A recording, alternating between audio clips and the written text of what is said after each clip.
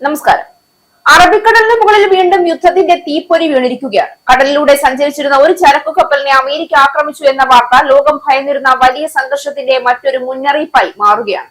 Hormuz കടലിടുക്കിനെയും Gulf of ഒമാനെയും ചുറ്റിപ്പറ്റി മാസങ്ങളായി പുകയുന്ന സംഘർഷം ഇപ്പോൾ കൂടുതൽ അപകടകരമായ ഘട്ടത്തിലേക്ക് കടക്കുന്നതിന്റെ സൂചനയായാണ് ഈ സംഭവത്തെ വിലയിരുത്തുന്നത്. ഒരു കാലത്ത് ലോക വ്യാപാരത്തിന്റെ തിരക്കേറിയ കടൽപാതകളായിരുന്ന ഈ ജലമേഖലകൾ ഇന്ന് യുദ്ധക്കപ്പലുകളുടെയും ഡ്രോണുകളുടെയും നിരീക്ഷണത്തിൽ കുടുങ്ങിയിരിക്കുകയാണ്. മുന്നറിയിപ്പുകൾ അവഗണിച്ച് ഇറാനിയൻ തുറമുഖത്തേക്ക് പോകാൻ ശ്രമിച്ചുവെന്ന് ആരോപിച്ച് ഗാംബിയൻ പതാകയുള്ള ചരക്കു കപ്പലിനെ അമേരിക്ക ആക്രമിച്ചുവെന്നാണ് റിപ്പോർട്ടുകൾ. കപ്പൽ ഇപ്പോൾ കടലിൽ ഒഴുകിക്കിടക്കുകയാണ്. എന്നാൽ ഈ സംഭവത്തിന്റെ യഥാർത്ഥ ഭീകരത ഒരു കപ്പലിന്റെ നിലയിലല്ല, ലോക രാഷ്ട്രീയത്തിന്റെ നിലയിലാണ്. അന്താരാഷ്ട്ര സമുദ്രാതിർത്തിയിലൂടെ ഇറാനിയൻ തുറമുഖത്തേക്ക് നീങ്ങുകയായിരുന്ന കപ്പലിന്റെ എഞ്ചിൻ റൂമിലാണ് മിസൈൽ പതിച്ചത്. അമേരിക്കയും ഇറാനും തമ്മിലുള്ള വെടിനിർത്തൽ കരാർ നിലനിൽക്കെയാണ് മിസൈൽ ആക്രമണം ഉണ്ടായത്. സൈനിക നടപടി സ്വീകരിക്കുന്നതിന് മുൻപ് കപ്പലിന് 20-ലധികം തവണ മുന്നറിയിപ്പ് നൽകിയിരുന്നുവെന്ന് സെൻട്രൽ കമാൻഡ് പ്രസ്താവനയിൽ വ്യക്തമാക്കിയിട്ടുണ്ട്. ഇറാനിയൻ തുറമുഖങ്ങൾക്കു മേൽ ഏർപ്പെടുത്തിയിരിക്കുന്ന ഉപരോധം ലംഘിക്കരുതെന്ന നിർദ്ദേശങ്ങൾ കപ്പൽ അധികൃതർ ആവർത്തിച്ച് അവഗണിക്കുകയായിരുന്നു. മിസൈൽ ആക്രമണത്തിൽ എഞ്ചിൻ തകരാറിലായതോടെ കപ്പൽ കടലിൽ നിശ്ചലമായ അവസ്ഥയിലാണ്. കപ്പൽ നിലവിൽ ഇറാനിലേക്ക് നീങ്ങുന്നില്ല എന്നും എന്നാൽ US സൈന്യം കപ്പലിനുള്ളിൽ പ്രവേശിച്ചിട്ടില്ല എന്നും അസോസിയേറ്റഡ് പ്രസ് റിപ്പോർട്ട് ചെയ്തു.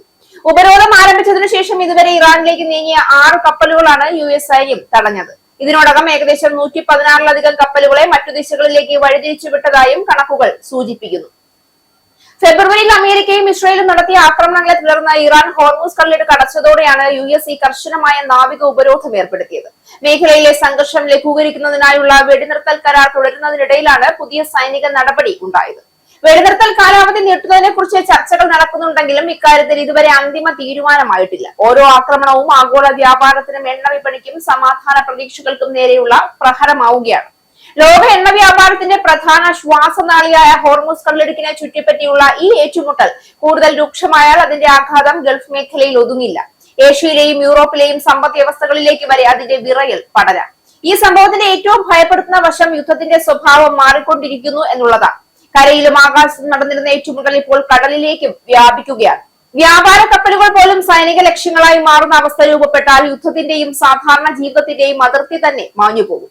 ഇന്നലെ വരെ ചരക്കുമായി സഞ്ചരിച്ച കപ്പലുകൾ ഇന്ന് സംശയത്തിന്റെ കണ്ണാടിയിലൂടെ പരിശോധിക്കപ്പെടുന്നു. ഓരോ യാത്രയും ജീവൻ പണയം വെച്ചുള്ള ദൗത്യമായി മാറുകയാണ്. അതേസമയം അമേരിക്കയുടെ ഉപരോധവും ഇറാന്റെ പ്രതിരോധവും തമ്മിലുള്ള ഈ ശക്തി പോരാട്ടം ഇപ്പോൾ കൂടുതൽ സങ്കീർണമാവുകയാണ്. ഒരു വശത്ത് കപ്പലുകൾ തടയുകയും തിരിച്ചുവിടുകയും ചെയ്യുന്ന അമേരിക്ക, മറുവശത്ത് സമുദ്രപാതകളിൽ സ്വാധീനം നിലനിർത്താൻ ശ്രമിക്കുന്ന ഇറാൻ.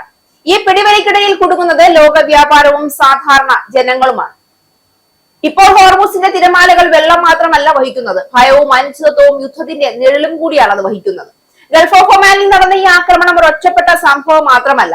പശ്ചിമേഷ്യയിലെ യുദ്ധം ഇനിയും അവസാനിച്ചിട്ടില്ല എന്നും സമാധാന ചർച്ചകളുടെ മുകളിൽ പോലും യുദ്ധത്തിന്റെ കരിമേഘങ്ങൾ കട്ടികൂടിക്കൊണ്ടിരിക്കുകയാണെന്നും ലോകത്തോട് പറയുന്ന വലിയ മുന്നറിയിപ്പാണിത്. ഇന്നൊരു കപ്പൽ ആക്രമിക്കപ്പെട്ടുവെങ്കിൽ നാളെ അതിന്റെ പ്രത്യാഘാതം ലോക സമ്പദ് വ്യവസ്ഥയിലും അന്താരാഷ്ട്ര രാഷ്ട്രീയത്തിലും പ്രതിഫലിക്കാം. കാരണം യുദ്ധം ഒരിക്കലും ഒരു പ്രദേശത്ത് മാത്രം കത്തുന്ന തീയല്ല, അത് പതിയെ ലോകത്തെ മുഴുവൻ വിഴുങ്ങുന്ന അഗ്നിയാണ്.